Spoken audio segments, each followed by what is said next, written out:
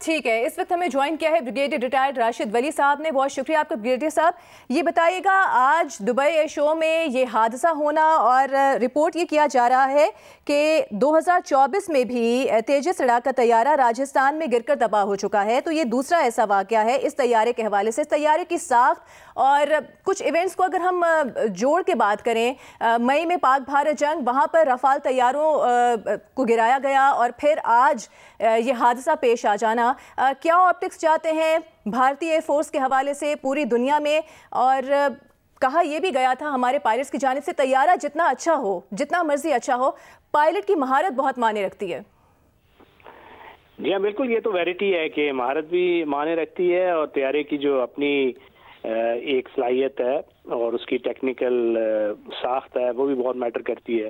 اب یہ جو ایونٹ ہوا ہے یہ بہت بڑا ریپوٹیشنل دھچکا ہے بھارت کے لیے.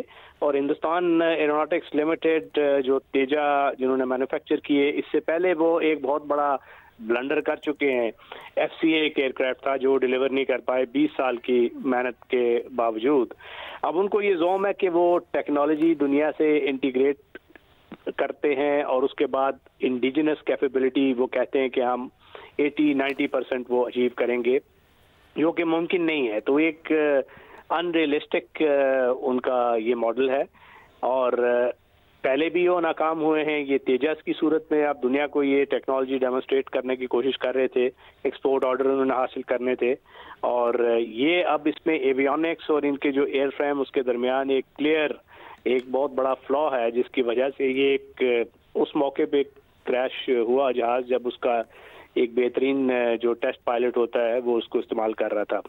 تو اس پہ جو ان کی مینوفیکچرنگ جو ماڈل ہے، ان کا جو بیوروکریسی ہے ڈیفنس جو اس کو اوور سائٹ کرتی ہے، وہ بڑا فلاڈ ماڈل ہے، کیونکہ اس میں بہت سی رکاوٹیں وہ ڈالتے ہیں. کرپشن بہت ہے، ککس بیکس کا ایک کلچر ہے جس میں ان کی ٹاپ لیڈرشپ بھی بھارت کی ماضی میں ملوث رہی ہے. تو اب اس کا سارا جو ایفیکٹ ہوتا ہے یہ ایک فلاڈ ایئر کرافٹ پہ کی صورت میں سامنے آتا ہے، اور یہ پوری دنیا نے اب یہ دیکھ لیا ہے یہ، اور یہ ایک ریپوٹیشنل ایسا لاس ہے جس سے نکلنا ان کے لیے خاصا مشکل ہوگا. تو آپ کو لگتا ہے کہ کوئی اوور کانفیڈنس بھی تھا؟ کیونکہ اس طرح کے ایئر شوز میں تو بہترین پائلٹ اور بہترین جیٹس جو ہیں ان کا مظاہرہ کیا جاتا ہے. اوور لک کر گئے بہت ساری چیزوں کو اس معاملے میں، یا جس طرح بھی آپ نے ذکر کیا ہے کہ سنس ہندوستان ایروناٹکس لمیٹڈ سے مینوفیکچر کیا جاتا ہے یہ طیارہ، اس معاملے میں بھی کوئی کرپشن یا کک بیکس والے معاملات ہیں؟ جی یہ تو ان کا ایک پرانا ہے، یہ پورا ایکو سسٹم ہے ان کا. جی. اور جو پہلے رافیلز کی جب تھی اس میں بی جے پی کی انوالومنٹ مودی صاحب تک کی بات چیت گئی تھی، اور کک بیکس کا وہ پورا جو آنسر تھا. اس لیے مودی صاحب بڑے بڑکے مارتے تھے 2019 میں بالا کوٹ حملوں کے بعد کہ رافیل ہوتے تو کیا ہو جاتا.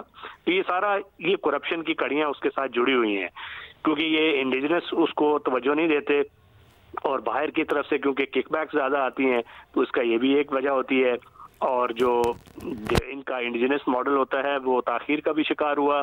اس کے بعد اس میں بھی سیریس ٹیکنالوجیکل پرابلمز آئی ان کے جہاز میں. تو یہ سارا جو ہے اس کا یہ ظاہر کرتا ہے کہ وہ دنیا کو جو یہ چہرہ دکھانا چاہتے ہیں کہ ڈیفنس پروڈکشن کے حوالے سے بھارت نے کیپیبلٹی اچیو کی ہے، وہ بالکل ایک سراب تھا، جھوٹ تھا. اور اتنے بڑے ایئر شو میں اس جہاز کا لاس یہ ایک بہت بڑا ریپوٹیشنل لاس ہے ان کے لیے.